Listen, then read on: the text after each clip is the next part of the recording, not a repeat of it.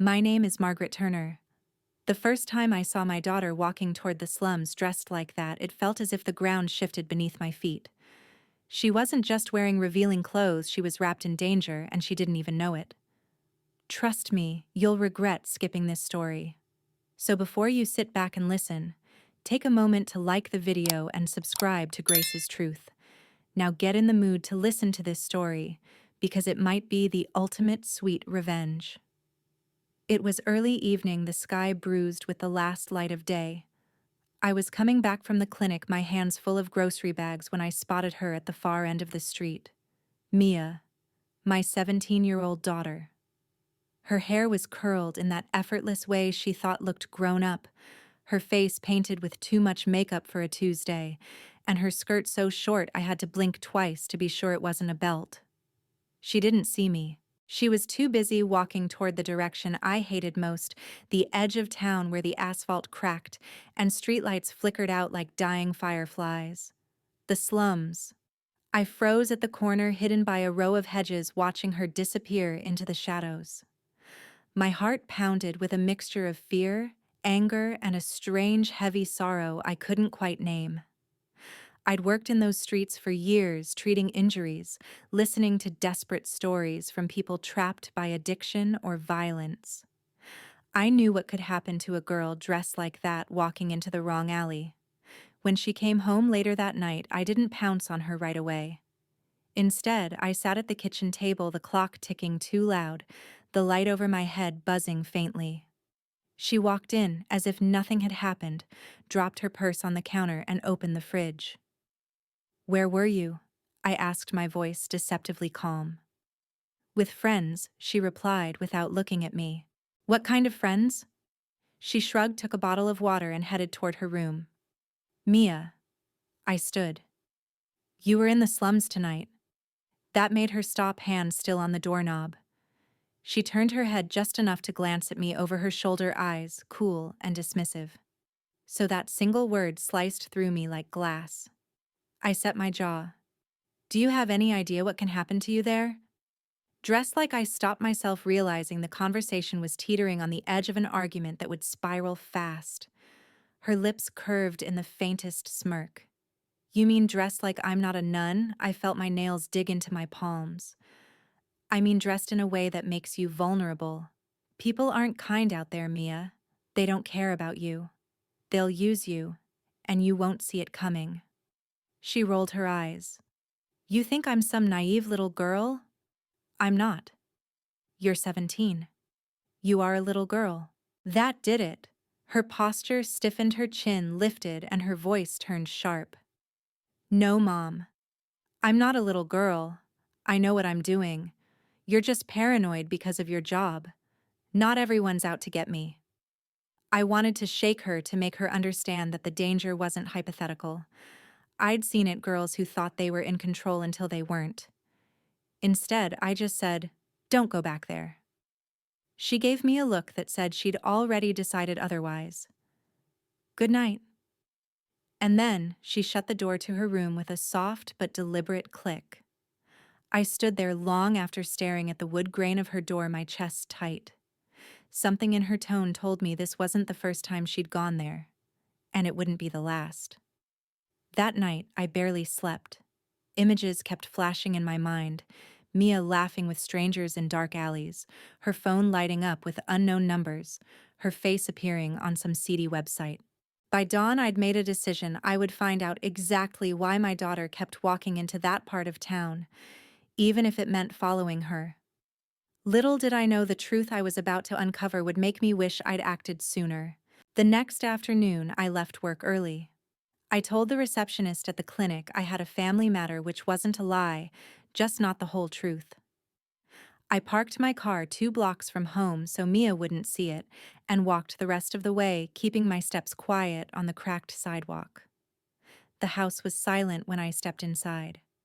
No TV, no music, just the faint hum of the refrigerator. I checked her room. The bed was made, the curtains drawn, and her school bag was missing. She was already gone. I didn't even change out of my work clothes. I grabbed my purse, locked the door, and started walking toward the direction I'd seen her go yesterday. I felt ridiculous like some paranoid detective in a bad TV drama, but every instinct told me something was wrong. The streets grew narrower as I went, the houses older and more tired looking. Graffiti sprawled across brick walls in neon and black. The air carried a faint tang of burnt oil and something sour or garbage left too long in the heat. I kept my pace steady, scanning for her without making it obvious. Then I spotted her 2 blocks ahead, laughing with a group of 3 other girls about her age. They were all dressed the same way, short skirts, cropped tops, heels they could barely walk in. I felt the urge to march right up and drag her home, but I held back. I wanted to hear what she'd say to her friends without me hovering. They stopped near a small convenience store with barred windows. One of the girls lit a cigarette, the flame briefly illuminating her heavily lined eyes. A man emerged from the alley next to the store, tall, thin, wearing a baseball cap low over his face. He handed something to one of the girls, then whispered something that made them all giggle. My stomach dropped. I couldn't make out the words, but I recognized the body language. This was someone who thrived on being the center of dangerous attention. And Mia, my daughter, was looking at him with that same wide-eyed intrigue I'd seen in too many young girls at the clinic. They drifted toward the deeper part of the slums. I followed, keeping to the shadows, my pulse loud in my ears. I almost lost them when they turned a corner, but then I heard Mia's voice, high, defensive. "Stop worrying about me. My mom doesn't get it. She thinks I'm gonna end up, I don't know, dead or something." The words cut deep. Not because she'd said them, but because she sounded so sure I was wrong. Another girl's voice chimed in, teasing. "Maybe she's right. Maybe you should let me walk you home just in case."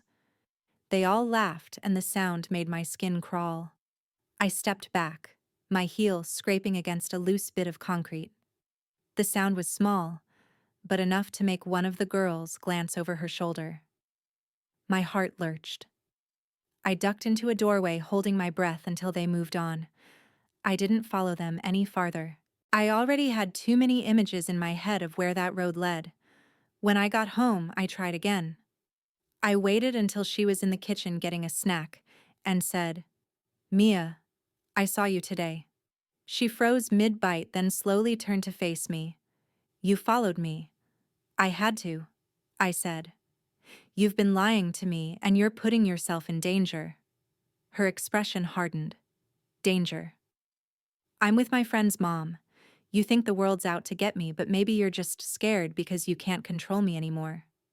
"This isn't about control. This is about safety." She rolled her eyes. "Same thing to you." "Mia?" I tried, but she was already walking away, shaking her head like I was some hopeless cause. Her door clicked shut again, and the sound echoed inside me. She thought I was overreacting. She didn't see the risks. But I did. And the next thing I learned about her nights in the slums would make that fear turn to dread. 2 days passed without incident. Or at least that's what I told myself as I went about my routine, working at the clinic, picking up groceries, making dinner. But under the surface, my thoughts kept circling the same track: Mia, her friends, that man in the baseball cap. Every time the phone rang, I half expected it to be the police. Then on Thursday afternoon, while I was restocking the blood pressure cuffs at work, Mrs. Garcia came in. She was a retired teacher, the kind who always had a knack for knowing everyone's business without making it seem like gossip. "Margaret," she said, lowering her voice. "I saw Mia the other day." I turned, my hands tightening on the box I was holding. "Where?" She hesitated, clearly debating how much to tell me. "By the old laundromat on Ash Street. She was with, well, you know that crowd." I swallowed. "What crowd?" Mrs. Garcia leaned a little closer. "The ones who hang around the poker rooms and the back alleys. Some of them have been in trouble with the law. I think one of them's on probation." My heart sank. And Mia. She looked fine, laughing like nothing in the world could touch her. "But Margaret, you should know people talk. They're saying there's a man down there recruiting girls for things." I set the box on the counter, trying to keep my face neutral. "Thank you for telling me." She patted my arm gently. "I know she's your daughter, and I'm not trying to cause trouble. but you can't ignore it. After she left, I sat in the staff break room staring at my untouched sandwich. I had heard whispers of recruiters before, people who lure teenagers into modeling dancing promotional work that often spirals into something much darker. I'd treated the fallout: bruises, infections, vacant stares that spoke louder than any diagnosis. By the time I got home, my resolve was steel. I wasn't going to sit back and watch my daughter drift into that world. That evening, I waited for her in the living room. She came in just after 7, her hair wind-blown, cheeks flushed. She kicked off her shoes by the door and glanced at me. What, she asked, like I'd already accused her of something. "Sit down," I said. She sighed but dropped into the armchair opposite me, crossing her legs. "This is going to be another lecture, isn't it, Mia? People are talking," I began carefully. Her eyes narrowed. "Who?" "It doesn't matter who. They've seen you with people who've been in trouble. Dangerous people." She laughed, a short, humorless sound. "Oh, please. Let me guess. Mrs. Garcia." My silence must have given her the answer. "She's ancient.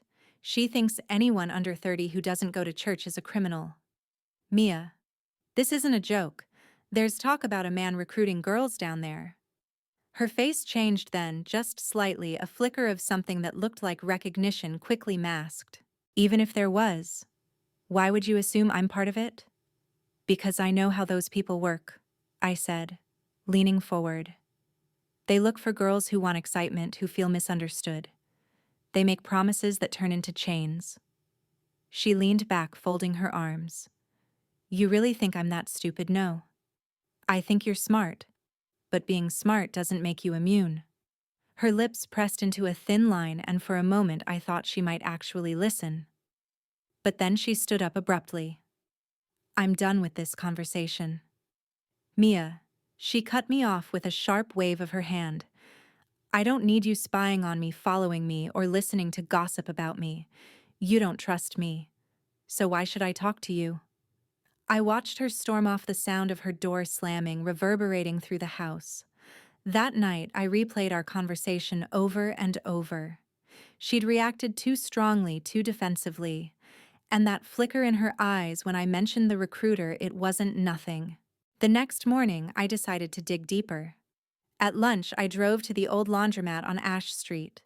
The building was a husk, windows boarded, paint peeling. But the streets around it were alive in their own grim way. Men leaned against brick walls, smoking. A couple of women in tight dresses lingered near the corner. Music pulsed faintly from somewhere behind a locked metal door. I walked slowly, pretending to check my phone. The faces here were sharp, watchful. I recognized one of the girls from Mia's group, a tall brunette with streaks of pink in her hair, talking to a man who fit Mrs. Garcia's description of the recruiter: mid-30s, designer sneakers, eyes hidden behind reflective sunglasses despite the cloudy sky. I didn't get close enough to hear them, but the way he leaned in, the way she tilted her head toward him, it was the language of persuasion. I took a mental snapshot and kept walking. This wasn't the kind of place where you loitered without a purpose. Back at home, I sat in my car for a long time before going inside. I was torn between confronting Mia immediately and playing the long game, gathering more proof. But every hour that passed felt like an opening for someone else to get to her first. That evening, she came home later than usual. Her hair was damp, her eyeliner smudged. I noticed a faint scent of something musky and unfamiliar, cheap cologne maybe. "Where were you?" I asked, my voice deliberately steady. "With friends," she said automatically. "The ones from the slums." Her eyes flashed. "You can't just say, 'the slums,' like it's some cursed place. People live there, Mom. Real people. Not everyone's a criminal." "I'm not saying they are. I'm saying some of them want things from you that you can't give without losing something important." She frowned. "What's that supposed to mean?" "It means," I said, choosing each word carefully, "that there are people who see you as nothing more than a way to make money. And once they get their hooks in, it's hard to get free." She shook her head, half amused, half annoyed. "You watch too many crime shows." Maybe she believed that, or maybe she wanted me to believe she believed it. After she went to her room, I stood in the hallway staring at her closed door. My mind kept returning to the man in the sunglasses, and the next time I saw him, I wouldn't be content to just watch from a distance. What I didn't know was that before I got the chance, something would happen that would make the rumors feel tame compared to reality. And it would come from an unexpected source, someone I'd known for years, who would confirm my worst fears about where Mia's path was leading. It started with a knock on my office door at the clinic. Not the polite, hesitant kind, this was rapid, urgent, almost impatient. When I opened it, Jenna was standing there. She was one of our volunteer aides, 22 years old, sharp-tongued but kind-hearted and with an unshakable sense of justice. She'd grown up in this neighborhood and knew the streets better than most cops. "Maggie, you need to see this," she said without preamble, stepping inside and glancing over her shoulder to make sure no one else followed. She handed me her phone. The screen lit up to an Instagram profile, slick, heavily curated, every photo watermarked with the name Vex Street. The account had thousands of followers. The first image was of a girl leaning against a graffitied wall, one knee-bent shirt tied high enough to expose her stomach. Her face was turned slightly away, but I knew that jawline, that hair. Mia. My stomach dropped. "Where did you get this?" "I follow the account," Jenna said. "This guy goes by Vex, takes pictures of girls in the area. Says it's for urban art. But a lot of it's borderline. You know." I swiped to the next image. It was worse. Mia crouched on a set of concrete steps, chin resting on her palm, her skirt riding up higher than it had any business being. The background was an abandoned building I recognized from Ash Street. "I've seen him around," Jenna continued. "Mid-30s, camera always hanging from his neck, acts like he's some big-deal street photographer. But I've also heard girls say he pressures them to wear less, pose a certain way. And he sells prints online." I forced myself to breathe evenly. "Does Mia know what he's doing with the photos?" Jenna shrugged. "Hard to say. He makes it sound legit. But once the pictures are out there..." She trailed off. I handed the phone back. My hands were trembling, but my voice was steady. "Thank you for showing me. And Jenna, please don't mention this to anyone else yet." The rest of my shift passed in a blur. Every time I tried to focus on patient charts, my mind kept snapping back to those photos. The lighting, the framing, he knew what he was doing. He was selling an image of my daughter, and the people buying it didn't care about her name, her grades, her laugh. To them, she was just a body in pixels. When I got home, I didn't even take off my coat. I went straight to Mia's room and knocked once before opening the door. She was lying on her bed, scrolling on her phone, earbuds in. She sat up when she saw me. "What's up?" I didn't waste time. "Who's Vex?" Her expression didn't change much, but there was a microsecond pause before she said, "He's a photographer." "Why, I've seen his photos." "Your photos?" Her eyes narrowed. "Have you been stalking my social media?" "They're not just on your social media. They're public, Mia. Thousands of people can see them." "So what?" "They're just pictures." "No, they're not just pictures," I snapped. "They're suggestive. You're 17. This man is using you to attract an audience that isn't looking at your personality." She scoffed. "You're overreacting. It's art. Art doesn't make you feel like prey," I said, my voice rising despite myself. "Art doesn't invite strangers to see you as an object." She sat up straighter, defensive. "You think I don't know what I'm doing?" I posed for those shots.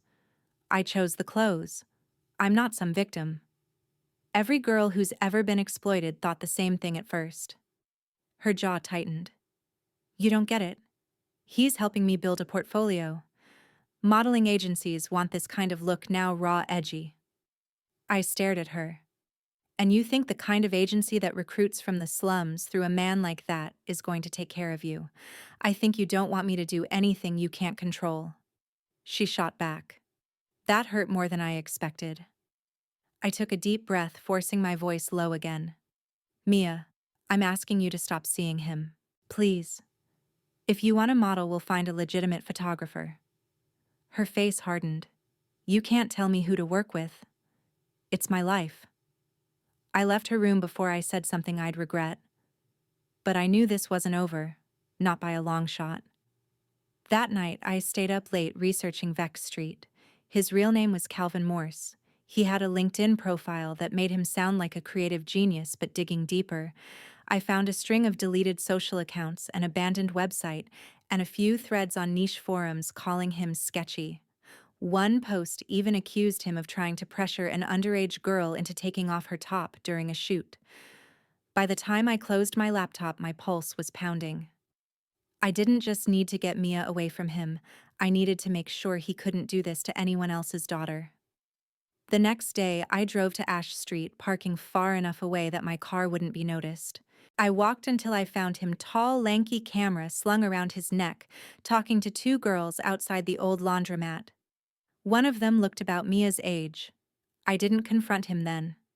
Not yet. I wanted to see his patterns, how he worked. And I wanted proof.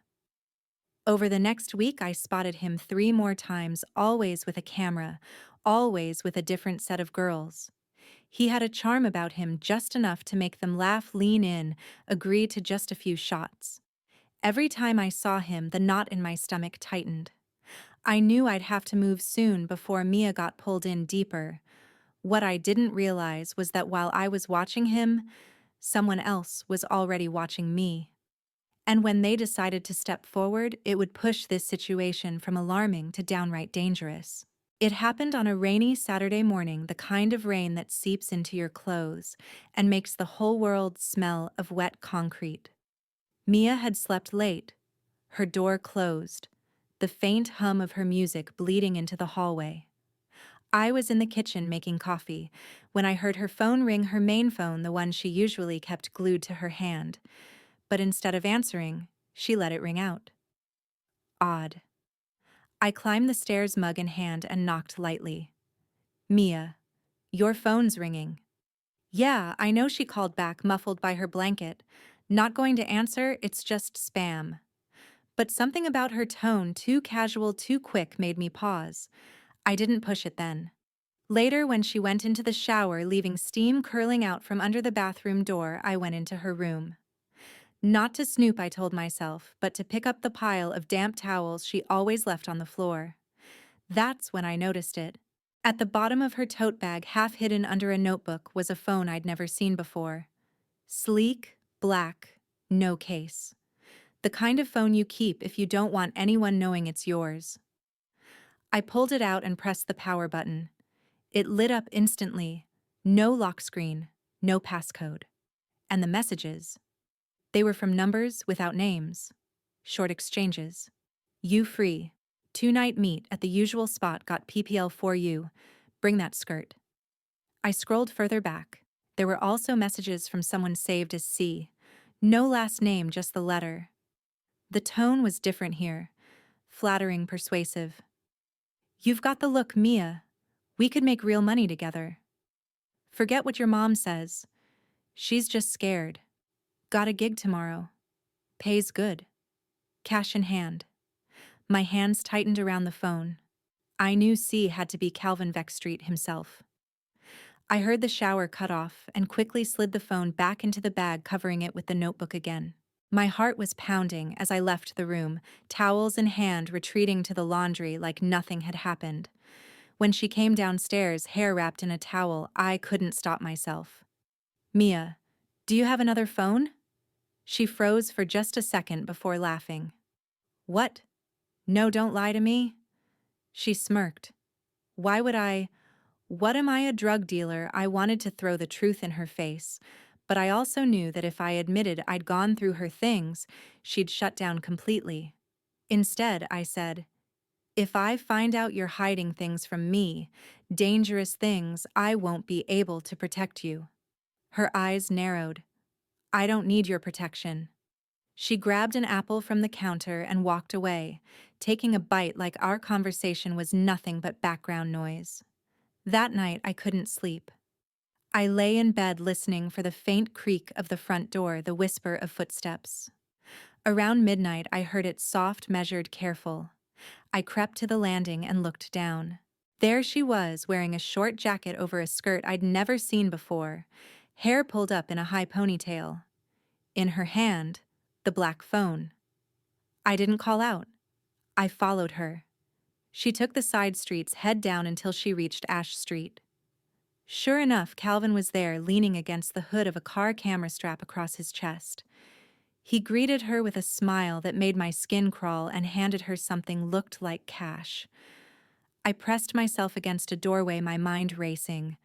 This wasn't just about photos anymore. After a few minutes, another man joined them, heavyset, wearing a leather jacket. He spoke briefly to Calvin, then looked Mia up and down in a way that made my blood boil. Calvin laughed, said something I couldn't hear, and they all started walking toward one of the narrow side alleys. That was my breaking point. I stepped out from my hiding spot, calling her name.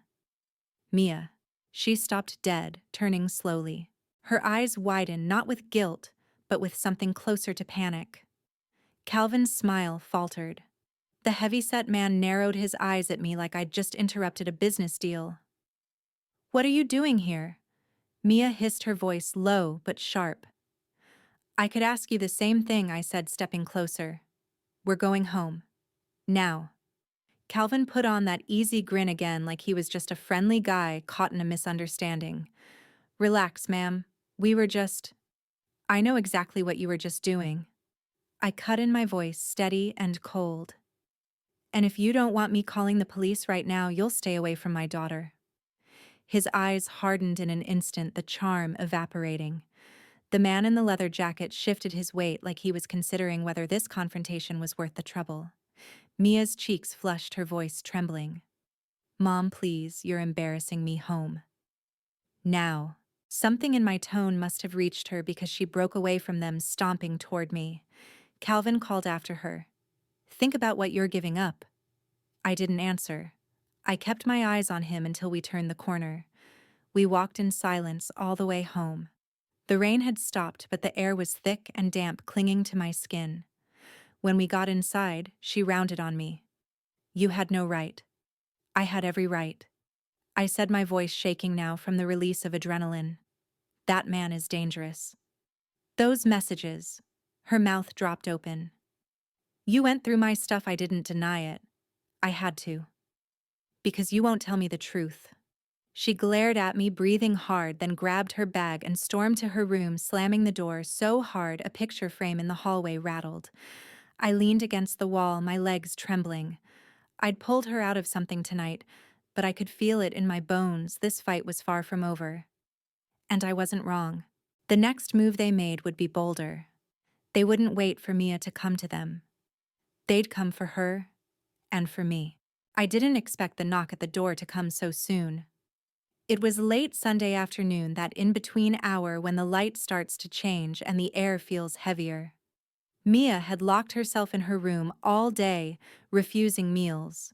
Her music thudding softly through the walls like a heartbeat I couldn't control. The knock was sharp, 3 quick raps. Not the lazy delivery guy knock, not a neighbor's casual tap. Purposeful. When I opened the door, a woman stood there. She was tall, with long dark hair pulled into a high braid, wearing black jeans and a leather jacket. She looked to be in her early 30s, though her eyes had the kind of hard gloss that comes from seeing too much. "Margaret Turner," she asked, her voice low but confident. "Yes," I said cautiously. "I'm a friend of Mia's." Every instinct in me tensed. "And you are?" She smiled, but it didn't reach her eyes. "Call me Lila. I've been helping Mia with some opportunities." The way she said opportunities set my teeth on edge. I stepped halfway into the doorway, blocking her view inside. "Opportunities for what?" "Modeling, networking, meeting the right people. You know how it is, young girls need guidance." My voice came out colder than I intended. "And who exactly appointed you as her guide?" She tilted her head, studying me. "I think you misunderstand me. I'm not the enemy here. I've been where she is. Small town, big dreams, no one taking her seriously. I'm offering her a way out. A way out of what her home, her family, a way out of your rules, she said plainly. The world's bigger than this street, Margaret. You can't keep her locked in your shadow forever. I tightened my grip on the doorframe. If you cared about her, you wouldn't be parading her in front of men like Calvin Morse. Her smile sharpened. Calvin's harmless, and he likes her look. That's rare. Rare? I stepped closer, my voice low. Predators always think their targets are rare, makes them easier to claim. For the first time, something flickered in her expression, annoyance. You think you can keep her from growing up, but all you're doing is pushing her toward us faster. Us. The word sent a cold shiver down my spine. I straightened, letting my voice turn to steel. Mia's not for sale. Not to you, not to Calvin, not to anyone. She gave a short laugh as if amused by my defiance. You really don't get it. This isn't about selling her. It's about teaching her to use what she's got. She's beautiful. People notice. Why waste that? Because she's 17, I snapped. Because she's my daughter. And because the kind of people you surround yourself with don't notice, they consume. For a moment we just stared at each other. I could see the calculation in her eyes, the way she was weighing whether to push further or back off. Finally, she shrugged. Fine. But I'll tell you this. She'll come back to me. Girls like her always do. And then she turned and walked down the path, her braids swinging behind her. I shut the door and leaned against it, my pulse hammering. I didn't know what Lila's full role was yet, but I knew one thing: she wasn't just a bystander. She was part of something organized, something practiced. That evening, I tried to talk to Mia about it. I knocked on her door, waited for the music to stop. What she called. Can we talk? She opened the door, a crack, eyes wary. Do you know a woman named Lila? I asked. Her eyes widened briefly before narrowing. Why she came to the house today. You talked to her. She introduced herself, I said carefully. She says she's been helping you. Mia rolled her eyes. Helping, yes. Not like you think. She's not some villain. She's giving me advice. Advice about what?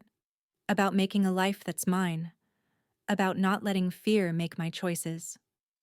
I swallowed. Fear isn't the enemy, Mia. Sometimes it's the thing that keeps you alive. She gave a humorless laugh, spoken like someone who's too scared to live. That's not true, I said quietly. I've lived enough to know when danger's wearing a friendly smile. She crossed her arms. You just don't like her because she doesn't worship you. This isn't about me being liked, I said. It's about keeping you from walking into something you can't walk out of. Her voice softened slightly, almost weary.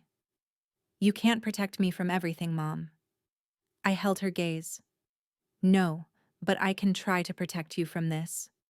She shook her head and shut the door, though, not as hard this time. That night, I sat at the kitchen table with my laptop researching Lila. It took hours, but I finally found something: a blurry photo on a nightlife blog from 3 years ago. Lila was standing beside Calvin Morse, both of them smiling for the camera, champagne flutes in hand. The caption mentioned an exclusive after-hours event for select clients. Clients.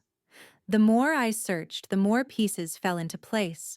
Mentions on obscure forums, comments on old Facebook posts. Lila was known for scouting talent, which in this context meant grooming girls for the same photographers, promoters, and men who saw them as disposable entertainment. The realization hit me hard. Lila wasn't just some passing influence. She was a gatekeeper. And now she'd set her sights on Mia. I didn't sleep that night. Every creak of the house felt like it might be her trying to slip out.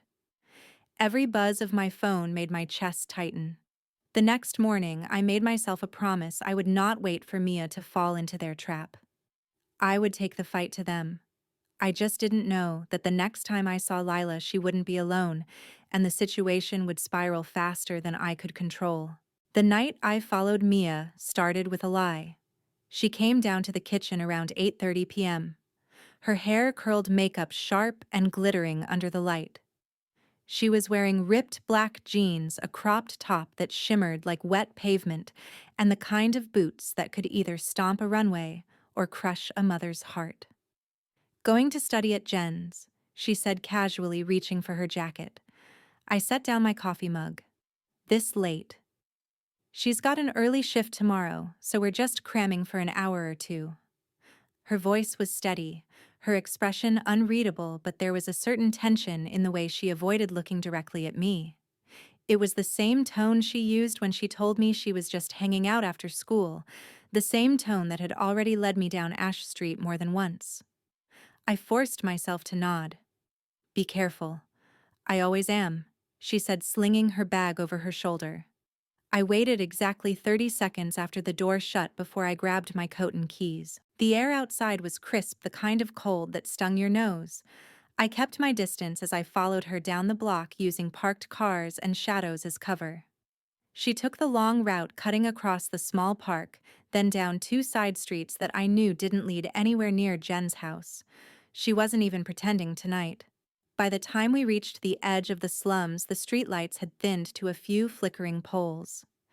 Mia turned onto a narrow alley between a pawn shop and a boarded-up diner. I crept closer, my pulse hammering. That's when I saw her Lila leaning against the wall at the alley's far end. She looked exactly as she had the day she showed up at my door, braid over her shoulder, leather jacket, eyes scanning like a hawk. Beside her stood Calvin, camera strap looped across his chest, his hands buried in his pockets. The two of them looked like coiled springs, still, but ready to move at any moment. Mia approached them, smiling in a way that twisted something deep in my gut. She handed Lila a folded piece of paper, which Lila tucked into her jacket without looking at it. Calvin said something that made them all laugh, and then he gestured toward the far side of the alley. I shifted closer just enough to catch the low thump of bass from somewhere nearby. A party. They started walking, and I followed, every nerve in my body telling me this was a bad idea. The alley opened into a small courtyard lit by a single buzzing floodlight. A battered metal door stood open, spilling warm-colored light onto the cracked pavement. The bass was louder here, thudding against my ribcage. Mia hesitated at the threshold, glancing back. For a split second I thought she might have sensed me. But then Lila's hand was on her shoulder, guiding her inside. I crept to the doorway and peered in. The space was cramped and dim, with a low ceiling and mismatched furniture shoved against the walls. The air was thick with the smell of sweat, cheap alcohol, and something sharper, smoke that made my throat itch. People lounged on couches, leaned against door frames, swayed to music that seemed too slow for dancing. Lila and Calvin led Mia toward a back corner where a small group of men sat around a table. One of them looked up, his gaze dragging over Mia in a way that made me want to drag her out by the arm. Calvin spoke to him briefly, gesturing toward Mia like she was merchandise. The man grinned, his gold tooth catching the light, and patted the seat beside him. Mia glanced at Lila, who gave her a small nod. And then, God help me, Mia sat down. I was moving before I realized it, pushing through the crowd, ignoring the curious glances. Calvin's head snapped toward me as I approached, his smile turning to a thin, dangerous line. "Margaret," he said smoothly, as if we were old friends meeting by chance. "What brings you? Get up," I said to Mia. My voice was low but steady. Her eyes widened. "Mom, what are you?" "Now." Lila stood, stepping between us. "You're making a scene." "I'll make a bigger one," I warned, my voice dropping further. "One the police will be very interested in." Calvin's gaze hardened. "You should leave Margaret. This isn't your world. She's my daughter. That makes it my world." The man with the gold tooth chuckled. "She's got fire." "I like that." I ignored him, keeping my eyes locked on Mia. "You can come with me now, or I will drag you out, and I won't care who's watching." Something in my tone must have reached her, because she stood abruptly, knocking over her chair. Calvin muttered something under his breath, but he didn't try to stop her.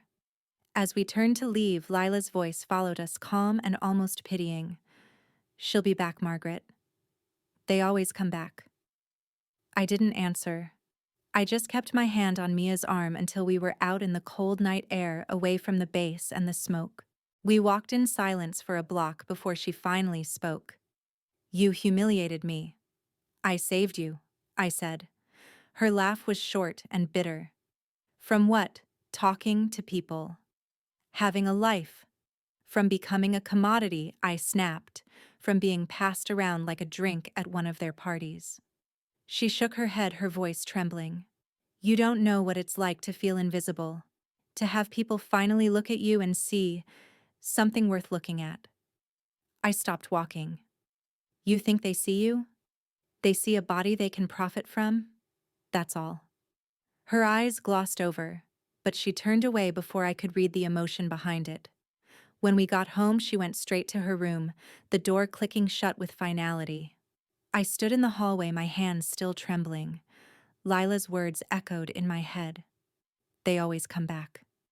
I knew then that simply pulling Mia out of these situations wouldn't be enough. They had their hooks in her, emotional hooks that went deeper than I'd realized. And the next time they reached for her, they might not be so public about it.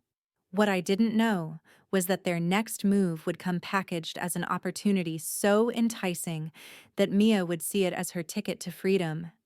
And I'd have to decide just how far I was willing to go to stop it. The opportunity came less than a week later. It was a Thursday evening, and I was sitting at the kitchen table with my laptop open, scrolling through medical supply orders from the clinic. The house was quiet, too quiet. Mia had been in her room since she got home from school. No music, no movement.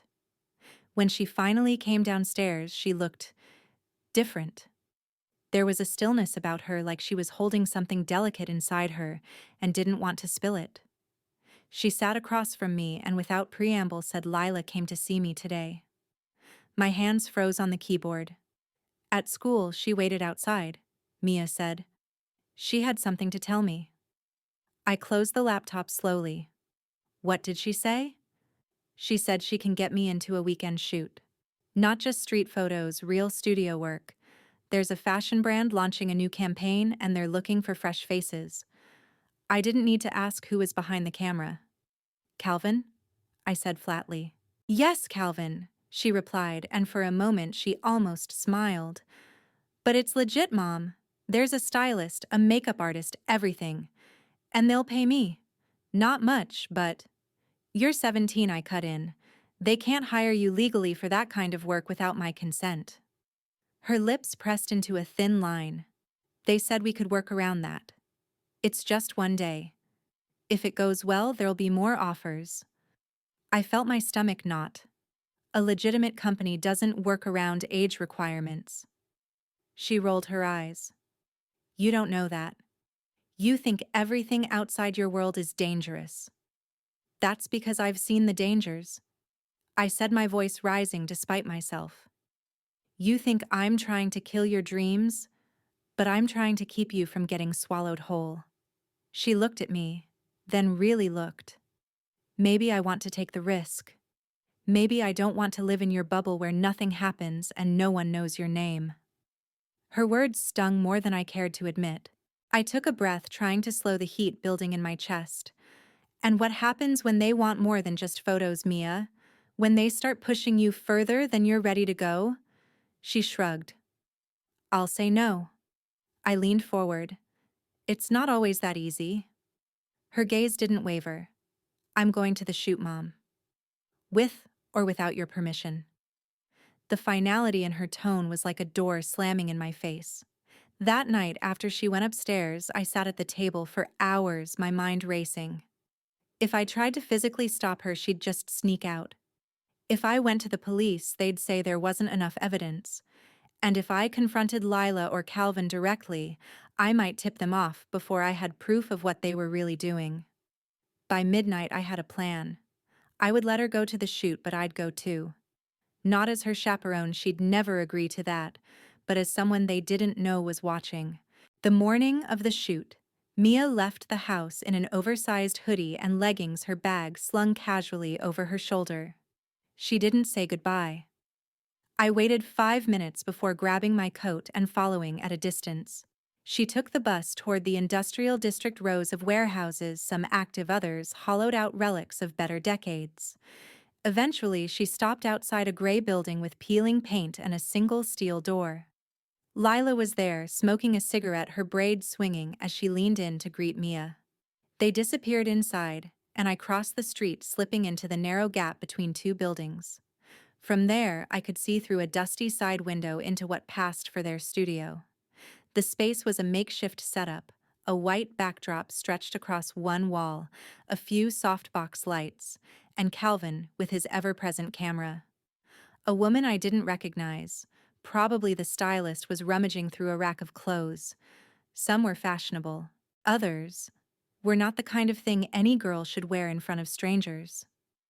Mia was smiling at first, chatting with the stylist, but as the outfits were pulled out one by one, I saw her expression flicker. The skirt was shorter than anything she'd worn before. The top was barely more than a strip of fabric. Calvin gestured toward her, his tone persuasive. She hesitated. Lila stepped in, murmuring something in her ear. Mia's shoulders loosened, and she took the clothes into the bathroom to change. I felt my pulse pounding in my ears. When she came back out, she looked uncomfortable, tugging at the hem of the skirt. Calvin adjusted the lights, told her to relax and own it. Lila stood off to the side, arms crossed, watching every move. The first few shots were just poses, leaning, turning, smiling. But then Calvin crouched lower, angling the camera upward, and I saw the shift. The poses became more suggestive, the smiles less innocent. I clenched my fists. Then he walked over and adjusted the strap of her top, letting it slip lower on her shoulder. "Perfect," he said, stepping back. That was it. I couldn't just watch anymore. I slipped out from my hiding spot and marched around to the front door. The moment I stepped inside, the music stopped. Mia's eyes widened. "Mom, get dressed," I said. My voice was ice. Calvin held up a hand. "Margaret, you're overreacting. We're professionals here." I took a step toward him. "If you were professionals, you'd have a signed release from me before taking a single photo. And you wouldn't be putting a minor in those clothes." Lila's voice was smooth. "She wanted to be here." "She's 17, I snapped. "She doesn't get to make that decision without me." For a long moment, no one moved. Then Mia, cheeks flushed with embarrassment or anger, maybe both, grabbed her bag and disappeared into the bathroom. I stayed by the door until she came out, back in her hoodie and leggings. Without a word, she walked past me into the cold air outside. We didn't speak on the way home. She went straight to her room, and I stood in the hallway, my hands still trembling from the confrontation. One thing was clear: this was no longer about just keeping her away from bad influences. It was about dismantling the entire web that Lila and Calvin had spun. Because if I didn't cut every strand, I knew they'd just pull her back in. The morning after the shoot, the silence in the house was so thick it felt like another presence. I was in the kitchen making coffee when I heard Mia's door creak open upstairs. She came down slowly, her hair unbrushed, hoodie zipped up to her chin. She didn't look at me as she poured herself a glass of orange juice. "We need to talk," I said. She gave a short, flat laugh. "I'm sure you've prepared another lecture." I set my mug down and met her eyes. No more lectures. Just one decision. That got her attention. She leaned against the counter, arms crossed. "What decision? You can cut ties with Calvin and Lila today. No calls, no texts, no meetings, or you can pack your bags and find somewhere else to live." Her jaw dropped. "Are you kicking me out?" "I'm giving you a choice," I said evenly. "You either stay here and accept boundaries that keep you safe, or you go live by your own rules somewhere else. But you don't get both." Her face twisted. "You're unbelievable. You'd rather throw me out than let me have my own life. I'd rather you be alive than be a headline in 6 months." I said, my voice sharper than I intended. She slammed her juice down on the counter. "You act like I'm some helpless idiot. Newsflash, I'm not. I can take care of myself." "You can't even see when you're being manipulated," I shot back. Her eyes narrowed to slits. "No. You can't see when you're controlling someone so much they can't breathe. The words hit harder than I expected. I took a deep breath, trying to steady myself. This isn't control, Mia. This is protection. She shook her head and grabbed her bag from the chair. Protection from what? From being seen. From having opportunities. You're just scared of me becoming something you're not. That's not true, I said, stepping forward. I'm scared of you becoming something you can't undo. She glared at me for a long moment, then turned and headed for the door. Where are you going out? She said without looking back.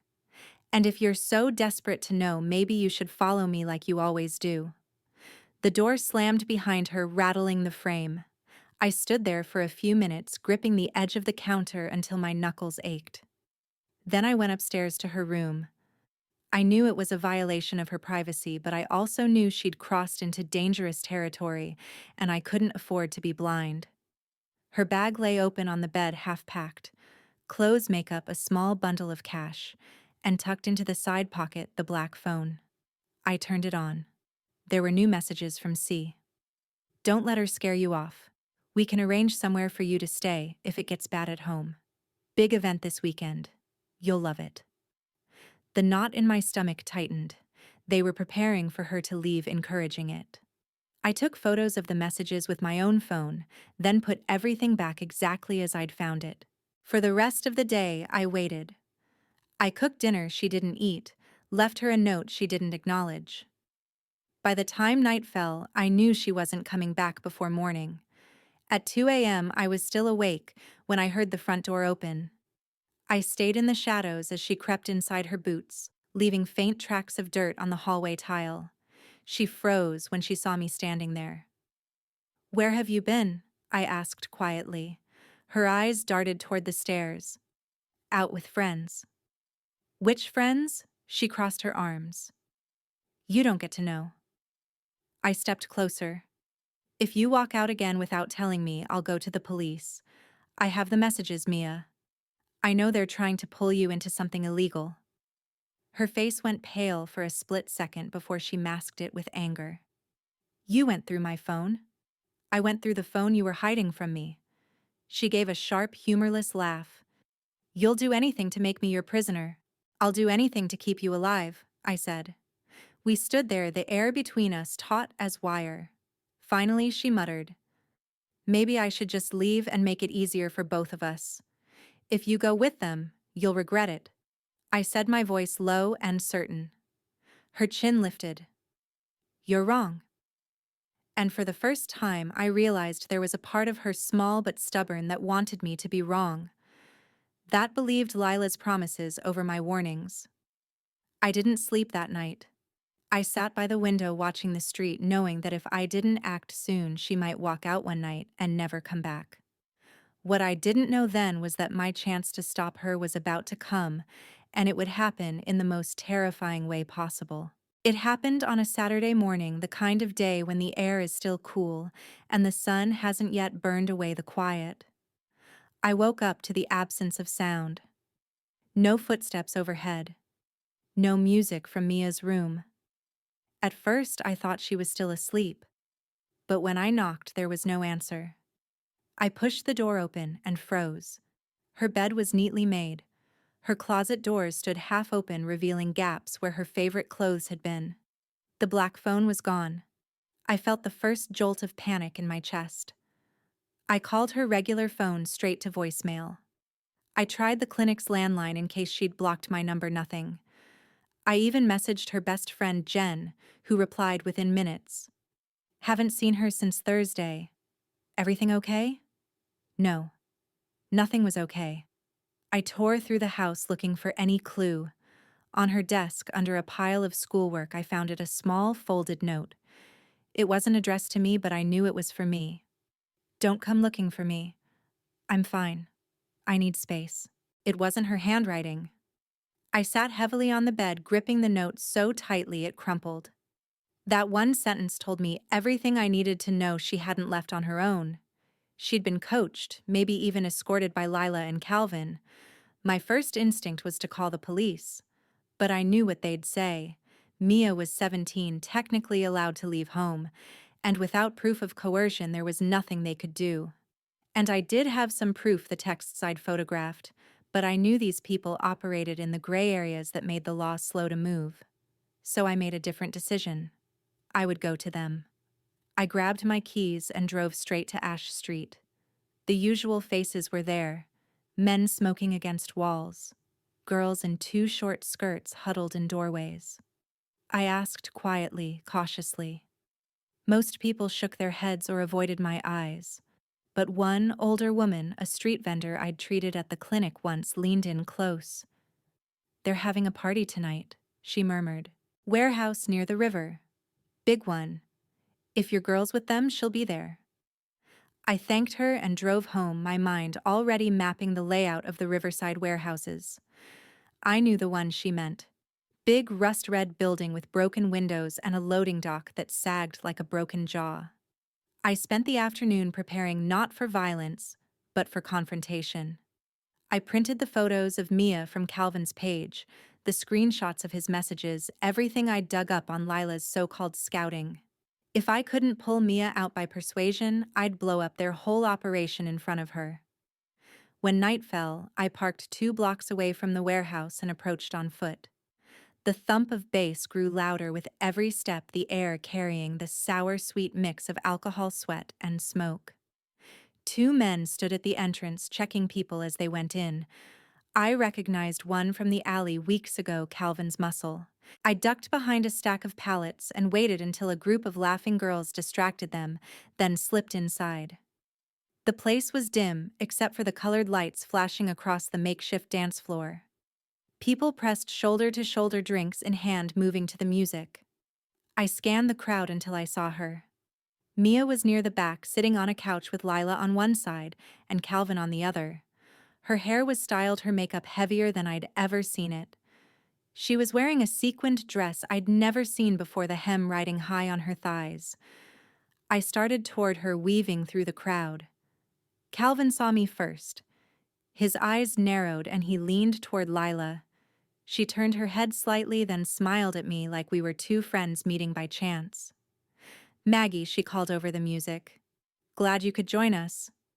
"Get up, Mia," I said, ignoring her. Mia frowned. "What are you doing here?" "I came to take you home." "I'm not leaving," she said, her voice steadier than I expected. "I want to be here." "You think you do?" I said, pulling the folder from my bag. "But here's what they're not telling you." I opened it and let the photos spill onto the low table: screenshots of messages, forum posts, other girls' photos from Calvin's page. "You're not the first they've promised the world to, and you won't be the last they chew up and throw away." Lila's smile didn't falter, but her eyes hardened. "You think waving a few papers will scare her?" "I think showing her the truth will," I shot back. Calvin leaned forward. "You're pathetic, Margaret. You can't control her forever." "This isn't control," I said, my voice sharp.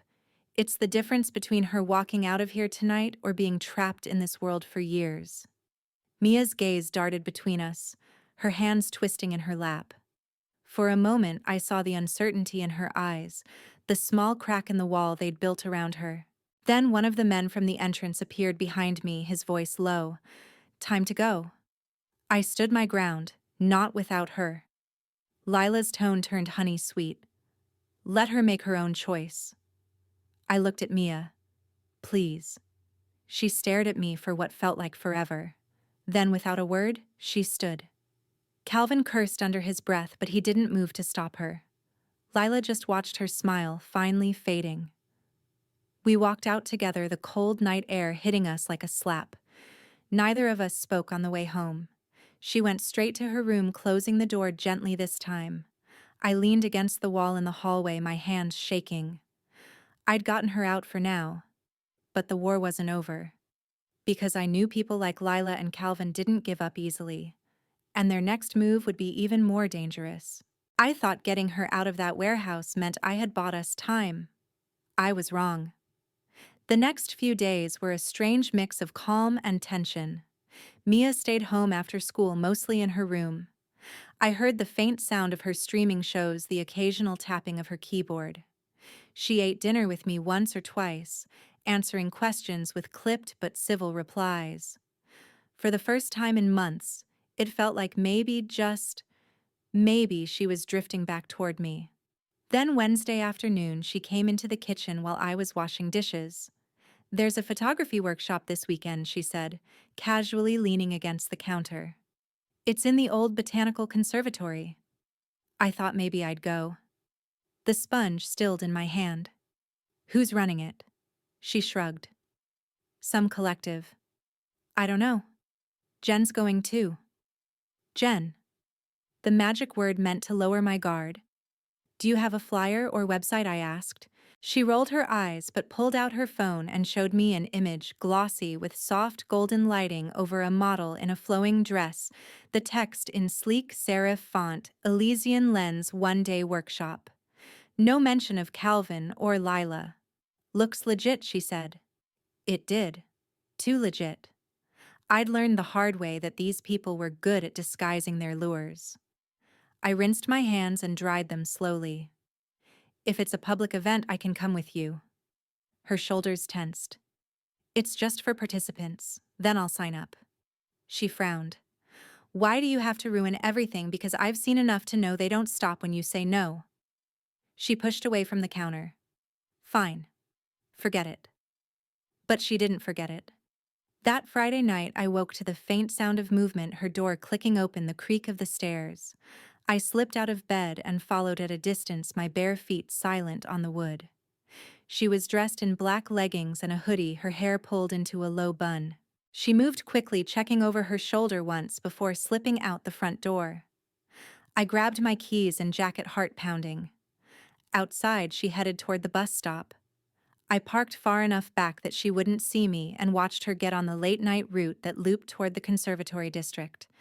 By the time I reached the old glass house, the bus was pulling away, and she was walking toward the side entrance where a man in a dark coat was waiting. My stomach twisted.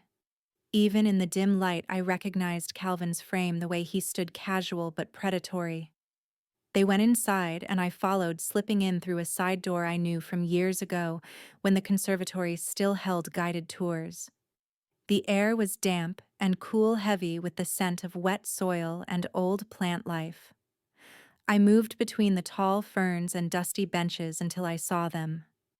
The main hall was lit with strings of fairy lights, cameras set up on tripods, softbox lights glowing like moons. Several other girls stood in a cluster, all dressed in flowing gowns that shimmered when they moved. A table at the back held champagne flutes and trays of hors d'oeuvres. Lila was there too, gliding between the girls, adjusting their dresses, murmuring in their ears. When she spotted Mia, she smiled like a cat spotting prey. They didn't start with group shots. Calvin led the girls one by one to a secluded section behind a row of potted palms. I couldn't see everything from my angle, but I could hear the change in his voice, lower, coaxing, instructing them into poses that made my skin crawl. When it was Mia's turn, my vision tunneled. She disappeared with him behind the palms. I moved quickly, circling to the other side. What I saw made my pulse roar in my ears. Calvin had her leaning against a marble column, the gown straps slipped down to expose more of her shoulders than was decent. He was adjusting the fabric himself, his hands lingering just a second too long. That was it. I stepped out from behind the foliage. "Get your hands off her." Calvin froze. "Margaret, don't," I said, my voice sharp enough to cut. "I've had enough of your games." Lila appeared behind him, her expression still calm but her eyes glittering. "This isn't your set, Margaret. You don't get to give directions." "This isn't a set," I snapped. "It's a trap. And I'm ending it now." Mia's eyes darted between us. "Mom, please." "No," I said, stepping forward. "You're coming with me." Calvin's smirk returned. "She's 17. She can decide for herself." "Not if I prove what you've been doing here," I said, pulling my phone from my pocket. "And I have proof. Enough to make sure you both never get near another girl again." For the first time, Lila's composure cracked. "You wouldn't." I held her gaze. Try me. The silence stretched for a long, brittle moment. Then Mia took a step toward me. Lila's voice was low, almost pleading. Mia, think about what you're giving up. But Mia kept moving until she was beside me. I took her arm, and together we walked out through the humid air, past the ferns and fairy lights, past the champagne and the cameras. When we stepped into the cold night, she didn't speak. Neither did I. But her grip on my arm was tight, and she didn't let go until we reached the car. I didn't know if this was the end of it or just another reprieve, but I knew one thing: they'd just lost the advantage. I wasn't chasing them anymore. Now I was going to bring the fight to them. I didn't sleep that night. Mia went straight to her room when we got home, shutting the door quietly, a small mercy compared to the slams I'd grown used to. I sat at the kitchen table, my laptop open, my phone beside it, staring at the glow of the screen while the hum of the refrigerator filled the silence. If I kept waiting for them to make their next move, I'd lose her. They'd just keep changing tactics. New invitations, new locations, new promises. Until one night she didn't come back. I couldn't keep playing defense. I had to burn their network down. First, I pulled up every photo and screenshot I'd taken: Calvin's messages, Lila's comments, the warehouse shots, the conservatory workshop. I organized them by date, adding notes on what I'd seen firsthand and what I could prove. Then I opened the public records portal and started digging. It didn't take long to find Calvin's business filings, or more accurately, the trail of shell companies he'd been operating under. 2 had been dissolved for failure to comply with state regulations. 1 had been flagged for non-compliant labor practices. My hands shook as I realized that was bureaucratic shorthand for exactly the kind of underage exploitation I'd been afraid of. Lila's paper trail was thinner, but a reverse image search turned up modeling ads she'd posted on obscure forums. The wording was almost identical every time: seeking new faces. No experience needed. Flexible arrangements available. Each one linked back to a different disposable email address. They were careful, yes, but not careful enough. By 3 a.m., I had a 40-page PDF filled with everything I could compile. That was my weapon. But a weapon's only useful if you know where to aim it. The next morning, I made calls. I started with Officer Hale, the one who sometimes visited the clinic for wellness checks. He listened carefully, but his answer was exactly what I expected. Without direct testimony from your daughter or a documented incident, prosecution's going to be tough. I'm not asking for prosecution, I said. I'm asking you to take a close look at these people. If they've done it before, you'll find it. He hesitated, then sighed. Send me what you've got. Next, I called an old patient from the clinic, Carla, who'd once told me she owed me one huge favor. That favor turned out to be a friend who ran a blog on underground crime in the city. She didn't just write about it. She knew exactly which threads to pull to make noise. By noon, I'd sent her the file too. That night, the first post went live: local photography collective linked to exploitation of underage girls. It didn't name Mia, but it didn't have to. The photos were there, along with quotes from other parents who'd come forward after seeing the post. It spread faster than I expected. By the next day, it had been shared over 2,000 times, and that's when the messages started. The first was from an unknown number.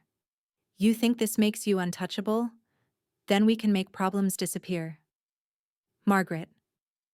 I ignored them, screenshotting each one and sending it to Officer Hale. But on the third night, there was a knock at my door. When I opened it, Lila was standing there, her braid loose, her eyes darker than I'd ever seen them.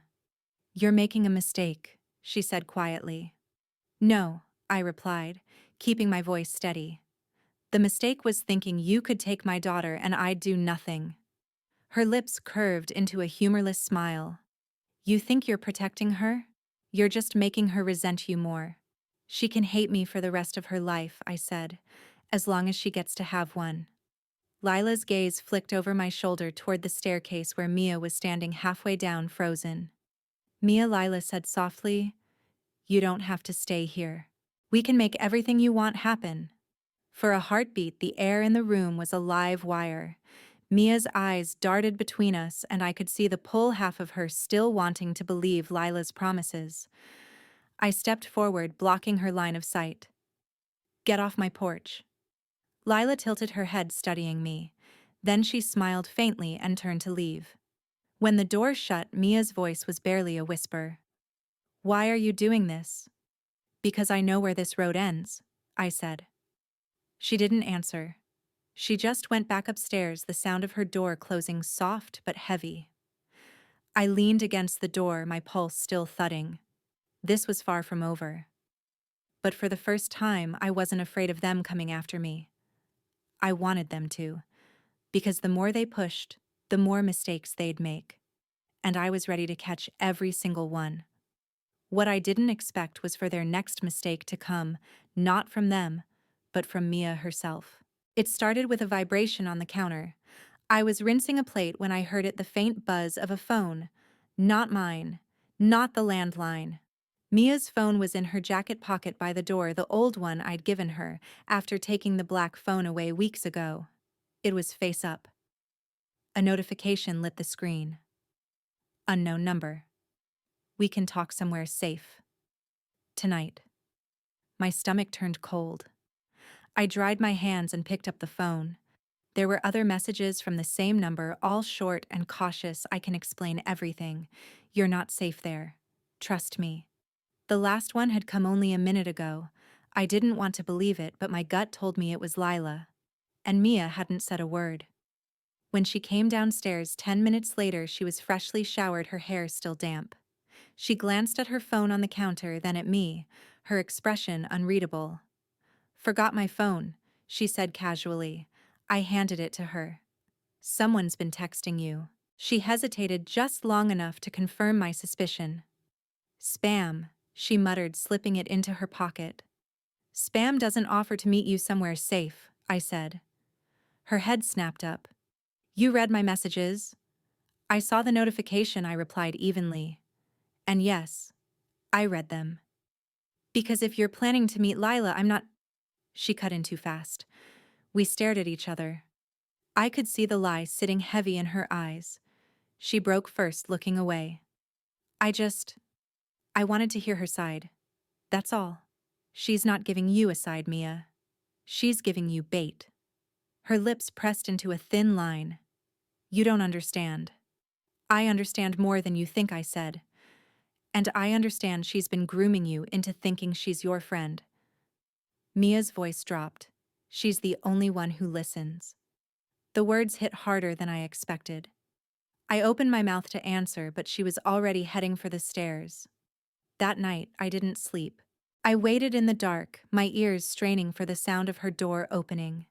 It came just after midnight, the soft creak of the hinges, the whisper of footsteps on the stairs.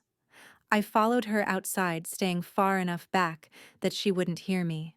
The street was silent, the air sharp with the scent of rain. She walked quickly, head down toward the edge of town. She cut through the park and into the old train yard where rusted freight cars sat abandoned in rows. My heart pounded as I saw the glow of headlights up ahead. Lila's car. Mia reached it and the passenger door opened. Lila stepped out, her braid catching the faint light, her smile warm and coaxing. She hugged Mia briefly before gesturing toward the car. That was when I stepped forward. Mia, get away from the car? They both turned. Lila's smile didn't fade. Evening, Margaret. You're done talking to her? I said, my voice steady. Get in my car, Mia. Mia glanced between us, her face pale. I just want answers. You'll get answers at home, I cut in. Lila's tone was velvet over steel. You think dragging her back to your cage will keep her from wanting out? She came to me. Margaret. She wants out. She doesn't know what she's walking into, I said. But I do. Lila stepped closer, her voice dropping. You can't watch her forever. Maybe not, I said, but I can make sure you can't either. I pulled my phone from my pocket and hit play. Lila's own voice filled the quiet recorded earlier from one of her messages to Mia. "We can talk somewhere safe. Tonight." Her eyes flickered just for a moment. "That's all I need for an order of protection," I said. "And you know what happens if I take it to the police along with everything else I've got." For a long moment she said nothing. Then she stepped back. "Your choice, Mia." Mia didn't move. Her breathing was fast, shallow. Finally, she turned and walked toward me. We didn't speak on the way home. When we stepped inside, she went straight to her room and shut the door softly, not in anger this time, but in exhaustion. I leaned against the wall, my hands still shaking. This was the closest I'd come to losing her for good. And something told me it wouldn't be the last time. Because if Lila had been willing to meet her in person after all the heat I'd put on them, then they were desperate. And desperate people are dangerous.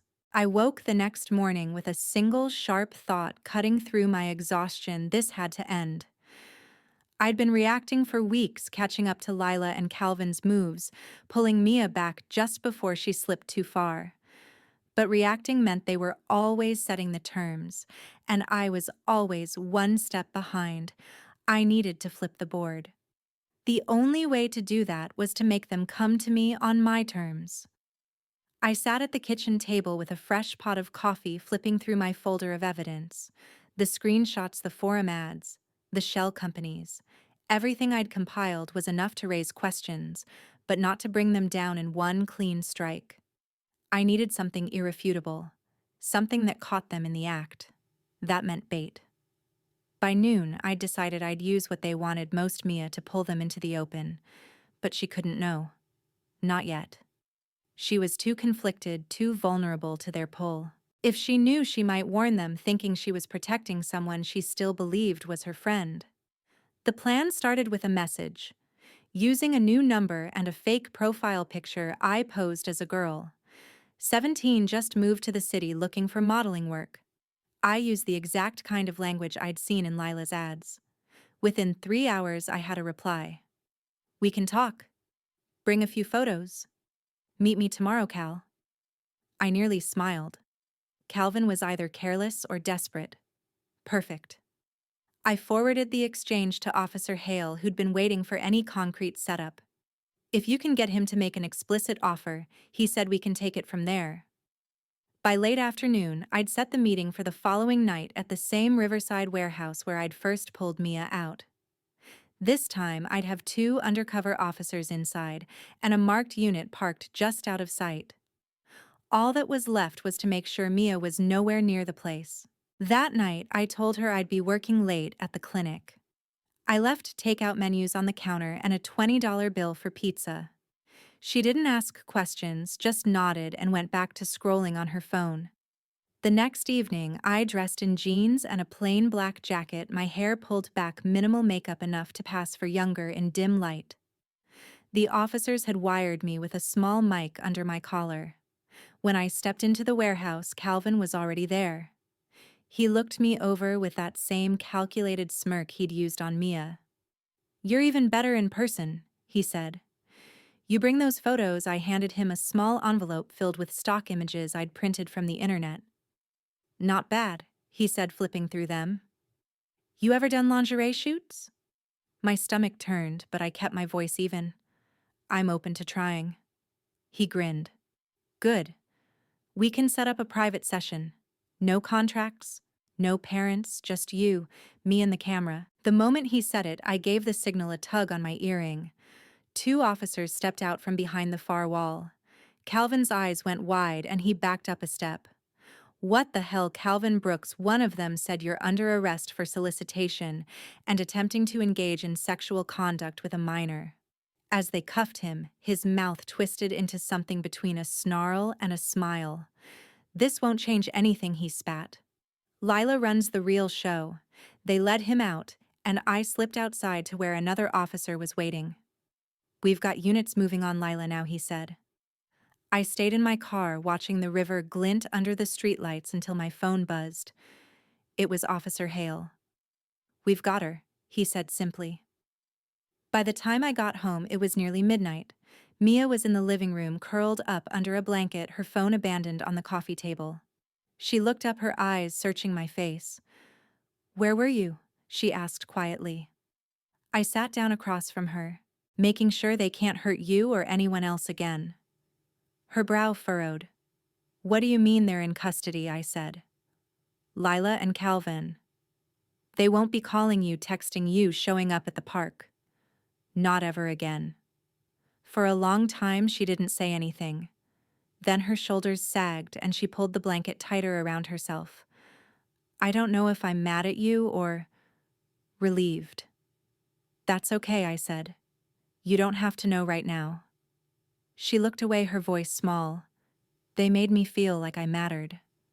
And I didn't realize how much I wanted that until—" "I know," I said softly. "And I'm sorry if I didn't make you feel that here." Her eyes shimmered, but she didn't cry. "What happens now?" "Now," I said, "we try to figure out how to trust each other again."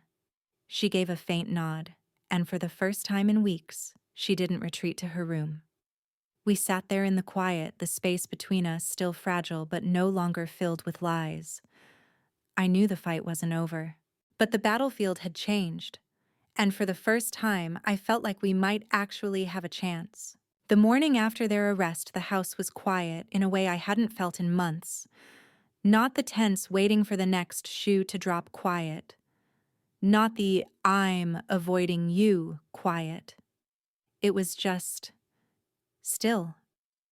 I stood at the kitchen counter making coffee, watching the steam rise from the mug when I heard Mia's footsteps on the stairs. She appeared in the doorway, hair still tangled from sleep, one of my old sweaters hanging loose over her frame. "Morning," she said. It was the first time she'd offered the word without being prompted in weeks. "Morning," I replied, and I meant it. She sat at the table, pulling her knees up to her chest, watching me the way you watch someone you're not sure you can trust but want to try. I poured her a mug and set it in front of her. She wrapped her hands around it without drinking. "They called me," she said. My stomach tightened. "Who?" "The police. They wanted to know if I'd give a statement." I sat across from her, and she stared at the swirling coffee. "I don't know if I can. It feels like if I talk about it, I'm admitting I was stupid." "You weren't stupid," I said firmly. "You were targeted. They look for people who want to be seen, who feel invisible. That's not stupidity. That's human." Her lips pressed together. "I still feel guilty." I reached across the table and covered her hands with mine. "That guilt isn't yours to carry. It's theirs. And if you give a statement, you're putting that weight where it belongs." She didn't answer, but she didn't pull away either. That was something. Over the next week, we moved in small steps. She started coming out of her room more, sitting on the couch, while I read, sometimes sharing videos she thought were funny. I didn't push her to talk about Lila or Calvin. I let her bring it up when she was ready. One night, she knocked on my door just as I was turning off the light. "Do you think I'm weak?" she asked from the doorway. I sat up. "No, I think you're one of the strongest people I know." She hesitated. "Even after everything, especially after everything." She stepped inside and sat at the foot of the bed. "They made me feel like I was special. Like they saw something in me no one else did." "I know," I said softly.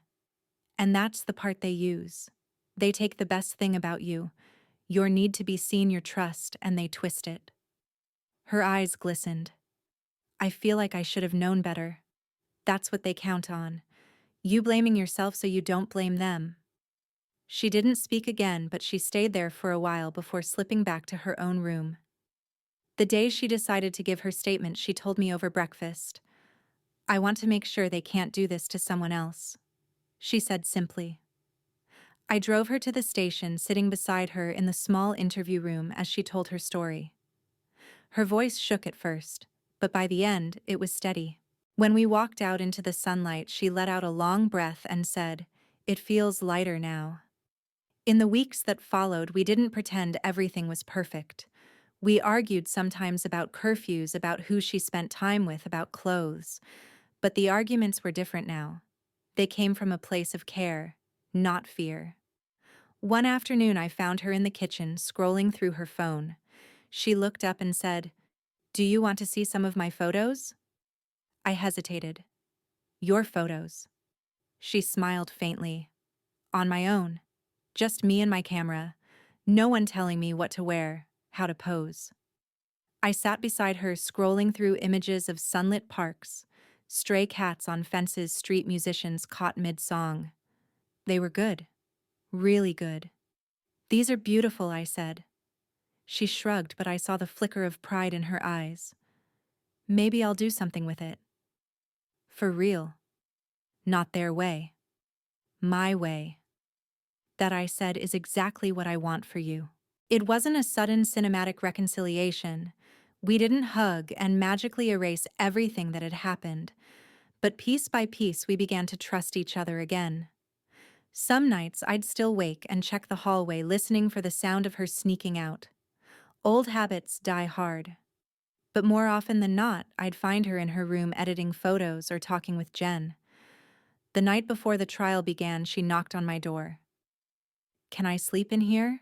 she asked almost shyly. I moved over and let her climb into bed beside me. We didn't talk much. Just lay there, the quiet between us no longer sharp-edged. I thought about everything we'd survived, the lies, the fear, the nights wondering if she'd ever come home. And I thought about how close I'd come to losing her. When she fell asleep, her breathing soft, and even I stayed awake a little longer, letting the truth settle in. We were fragile. We were rebuilding. And we were still here. That was enough for now.